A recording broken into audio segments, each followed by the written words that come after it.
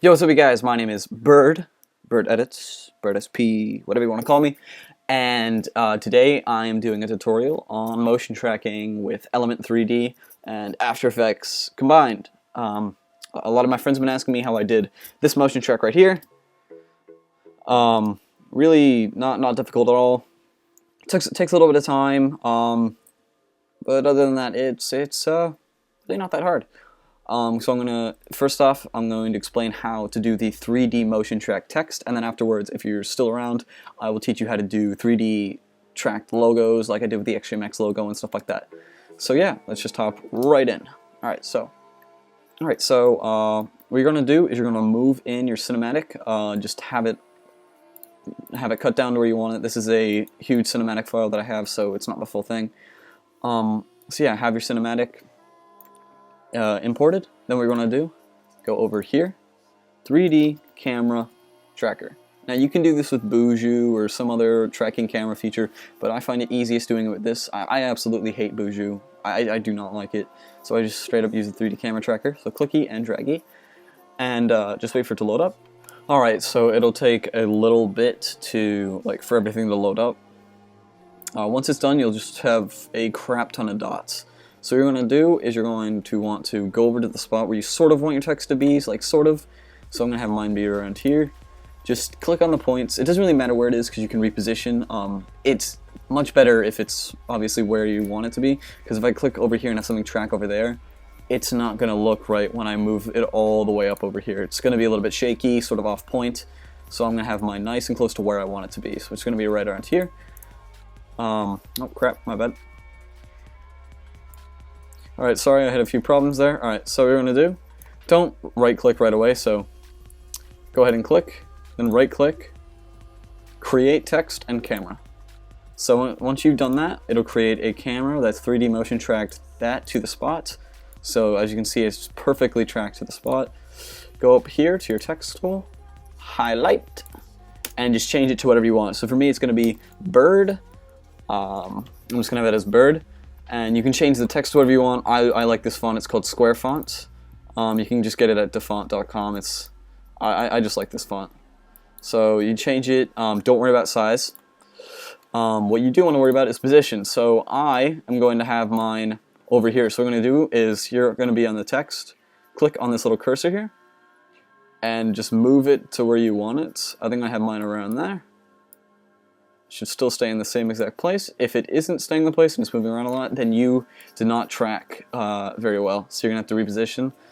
Then what we're going to do is not that one. Leave the green one around there. And just rotate as you please. So just rotate. Like that. That's better. Go. Now what you're going to do is layer, new, solid, rename this solid to element, and press enter. Now go over to effects and presets. Element 3D is a third-party plugin. There's tons of tutorials on how to get it, or you can just go ahead and pay for it. It's 150 bucks. So type in element, click it, and just drag it onto your solid. Make sure you're dragging it onto your solid. It'll take about a couple seconds to load up. Once it's done, what you're going to want to do is go to Custom Layers, Custom Text and Masks, Path Layers, and choose your text layer. So that's what it basically recognizes as the 3D object. So you can go ahead and turn off your 2D text layer by clicking on this little eyesight thing over here. It looks like an eye, just click on it to turn it off. Go to Scene Setup. Now, if you get an error asking you for a license, you're going to have to go back to your tutorial on how to get Element 3D because you did something wrong. So hit extrude, and it will bring up a 3D text of it'll bring up a 3D design of your text. So what you want to do, for this tutorial, I'm not going to teach you actually how to make like the text look the way it does. So we're going to use a preset called Bold because I just like this preset. It's nice. It's just a simple black around with color in the middle. For the map we're using, see, there's our text. I don't like that color for this map. So you can go ahead and change the color to whatever you want by going over here to shiny light, going down to illumination color, change it to whatever you like. I think I'm going to do like a bluish maybe. Yeah, okay. I'm going to change the reflection up a bit. Actually, no, wrong one. Alright, so there you go. Okay, now to reposition your text.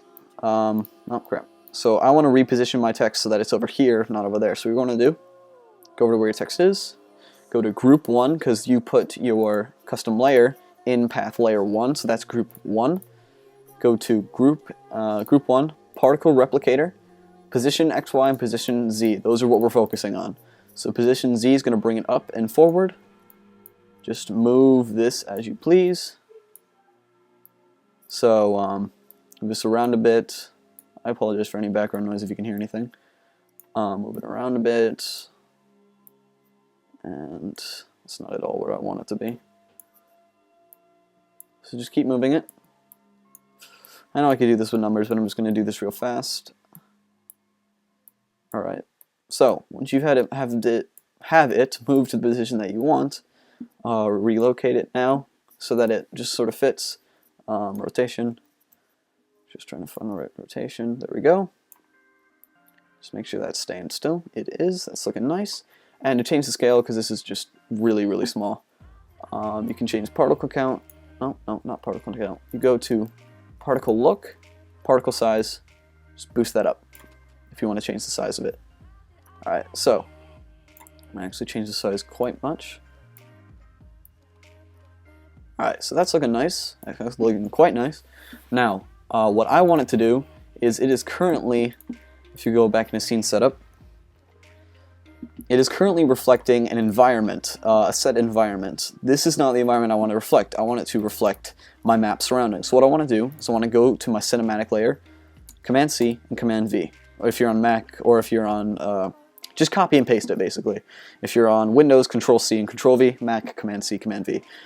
Take that second layer, go to Layer, Pre-Compose, and name it your environment, or like reflection, or something like that. I'll just name it reflection just for fun.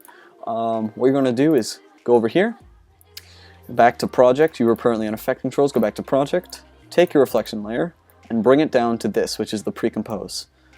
Take your reflection and go to a spot, so I want mine to reflect right around here, and go to the spot where you want it to reflect, time, and freeze frame. Once you've done that, it is going to reflect this, alright? So it's just going to reflect basically what's in this picture. So what you want to do is go back, turn off your reflection layer. You don't want that, or else it's going to look just like this. Oh, sorry. It'll every now and then it doesn't move at all. It just shows the picture, and you don't want that. So turn off your reflection layer so you can't see it. Go up to Element, Effect Controls, Scene Setup. Actually, nope, not Scene Setup yet. My bad. Go to Custom Layers. Custom texture maps, layer 1, and go to your reflection, alright? Because that's basically, a texture map is just like what tells it to reflect. It's just a texture for the environment. So go up to environment, which is right here, go down to custom layer 1, reflection. Now, it will reflect the map around it. And you can adjust your reflection to what you want. You can make it really, really reflective, or you can make it not reflective at all. It's your preference. I'm going to leave it around there. Now if you go through, it's reflecting the map around it. It's not as noticeable as, it's supposed to be, but it's much better than doing light maps and stuff and Cinema 4D. I just don't like doing that. So that's basically how you do 3D text. Now, so for those of you guys who just wanted to know how to do 3D text, that's how you do it. If you want to change the text, just turn back your 2D layer, and just highlight the text and rename it. So I could do it to NBM, just to screw with them, NBM knives. I could do Skiller. That was not Skiller. Meekish. I can do whatever I want. Let's put it to Meekish.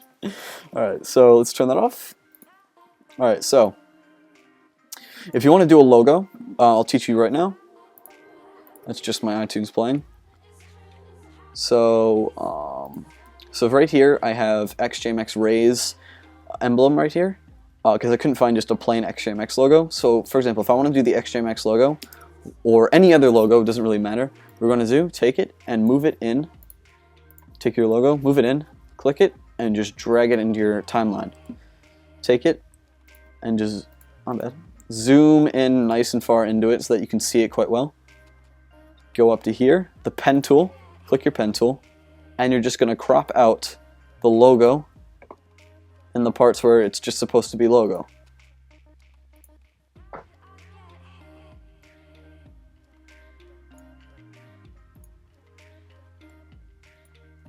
Crap. It's not me to do that. There we go.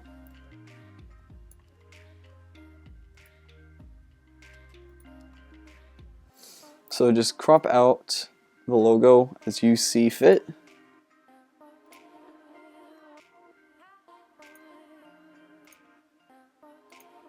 Not as easy as it is in Cinema 4D, but in my opinion, in the long run, it is easier.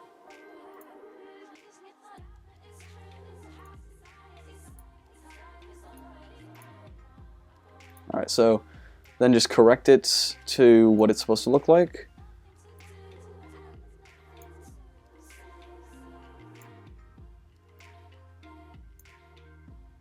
That should be a little wider out. That's just what I feel it should look like. Alright, so that's looking, it's pretty accurate. So what you're going to do, just turn off that layer real quick and go back to your element layer, effect controls, go to custom layers, custom text and masks, path layer 2. This time you're going to pick your image, what you just masked. Go ahead and just bring that back so it's just fit right here. Scene setup. Once you're in scene setup, what you're going to do is you're going to want to go to your extrusion model and right click and duplicate model. Click that one. Uncheck this one and make it a 2. And then over here at extrusion custom path, make it custom path 2. Now we have the XJMX logo. And that's looking pretty much perfect. I might want to change, like, I don't know, maybe just move that on, or something like gold.